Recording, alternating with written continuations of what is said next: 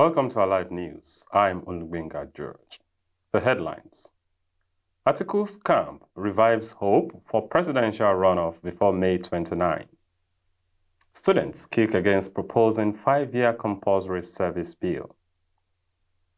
On the foreign scene, Ukraine debates ways to prevent continuation after reports of breach. And in sport, Anthony Joshua's trainer responds to Joshua's critics. This is Alive TV. And now the news in full. As Christians commemorate the death and resurrection of Jesus Christ, President Muhammadu Buhari has urged Nigerians and candidates of various political parties dissatisfied with the just concluded elections to wait patiently and allow the legal system to run its course.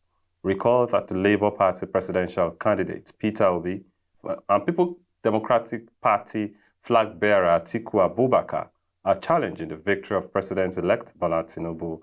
In his Easter message on Friday, April 7, 2023, Buhari urged all Nigerians to continue to be confident and believe strongly in the country for better seasons ahead.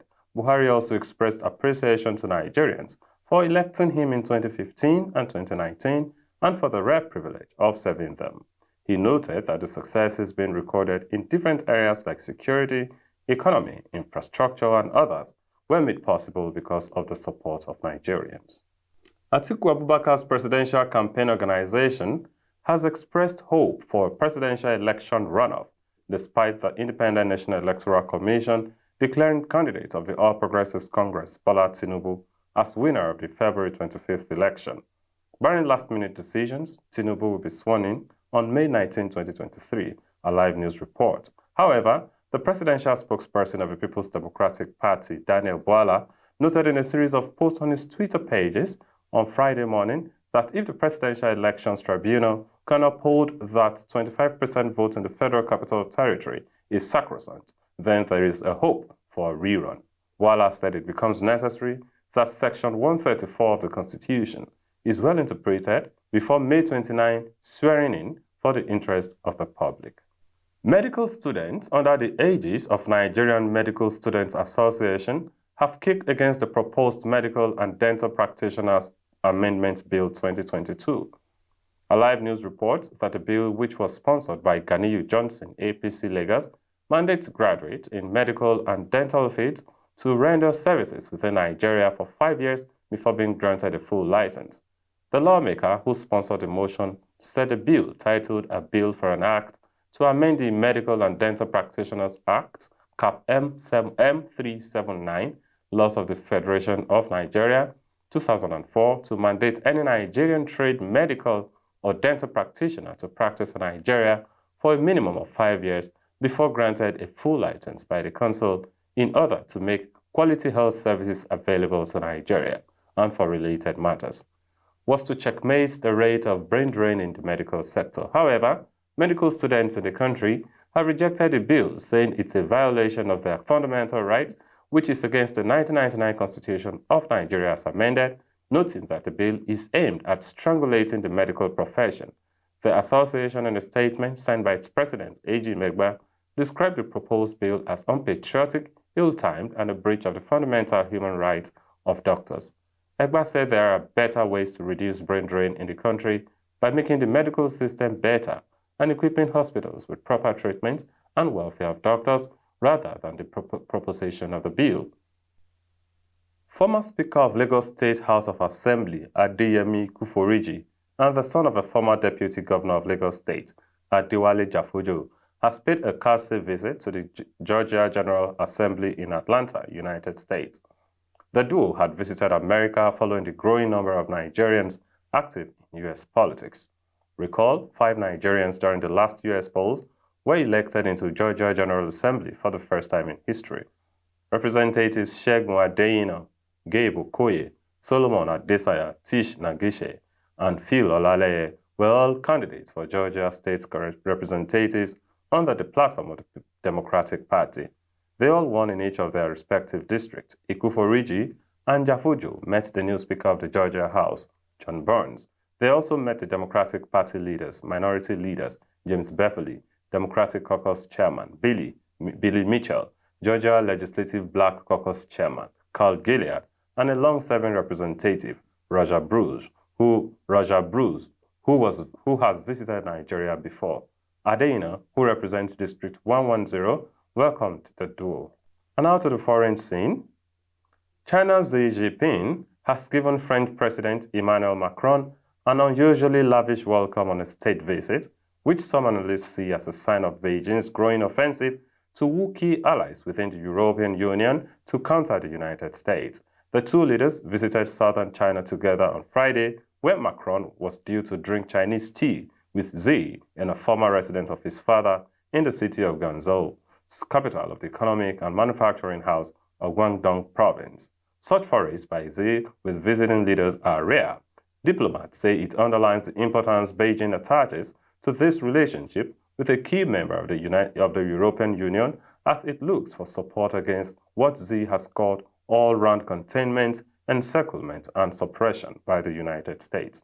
Macron traveled to China with European Commission Chief Ursula von der Leyen, both pressuring China on Ukraine, but failing to wrest any public shifts in position from Xi. Still, Macron was given the full red carpet treatment.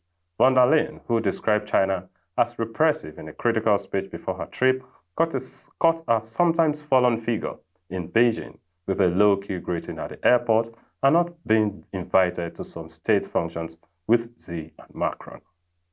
Still in foreign news, Ukraine's president and top security brass discussed ways to prevent leaks of military information at a meeting on Friday, Kyiv said, after secret documents detailing Western help for Ukraine reportedly ended up online.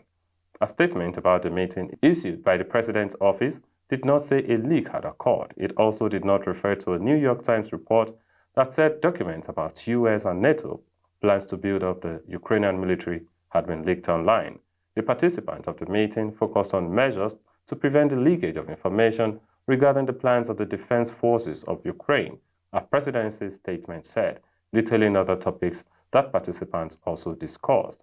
The Times reported on Thursday that the Pentagon was investigating how documents about plans to build up Ukrainian forces before their planned counter-offensive against invading Russian forces were posted on social media channels this week. And now to sporting stories. Derek James, the trainer of Nigerian-born British boxer Anthony Joshua, said he was happy with the performance of his client during the heavyweight bout against American boxer Jermaine Franklin. Though Anthony Joshua won the bout, which took place at the O2 Arena on April 1, his performance in the fight has attracted negative criticism against the Briton. Many believe that Joshua's style was boring, while others criticize the British boxer for not knocking out the American boxer, who is not only a highly rated fighter like the A-listers in the heavyweight category. Recall that Anthony Joshua had Franklin under control for the entire 12 rounds, and all judges judged in favor of the Briton at the end of the night. Despite his powerful jab and efforts, commentators afterward described Briton as timid. In an interview with the AZN boxing show, Derek James stated his happiness with Joshua's performance and debunked any theories that he had changed and was now just following orders.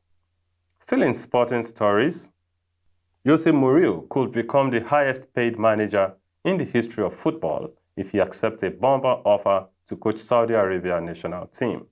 Jose Mourinho, who has been the manager of the Italian club Roma since July 2021, has until June 30, 2024 before his current contract with the club expires. However, the authorities of football in Saudi Arabia, who are searching for a top manager to head its national team, are ready to lure him to the Gulf country this year. Also, Saudi Arabian club Al Nassr, the same club that is currently paying Cristiano Ronaldo £175 million per year, has reportedly shown interest in bringing Mourinho to the Saudi Arabia Pro League since the club's current coach, Rudi Garcia, is likely to leave the club at the end of the season. According to Corriere dello Sport, the contract includes two options for Mourinho worth £52 million a year. He would have the choice of cancelling the contract after the first year or extending it until 2026, the year of the North American World Cup. According to a report by the Daily Mail on Thursday, April 6, Saudi Arabia has offered Mourinho a 2-year deal that could earn him over £100 million for the 2 years, a record salary for a manager. Italian media outlets are speculating that there have been disagreements regarding transfer deals at Roma, and some members of the club's board are dissatisfied with the club's accomplishments so far this season. Roma are currently sitting in the 5th spot with 50 points in 28 games, the same amount of points as 4th place Inter Milan. Jose Mourinho and his team are still in the Europa League, but some stakeholders at the club are not impressed. Hence, the 60-year-old Portuguese tactician is likely to resign at the end of this season, even though he still has a season left in his contract with the Italian side. If that happens, Saudi Arabia is ready to jump on the opportunity and bring him to the Gulf country. And that's our live news for the hour. Thanks for joining.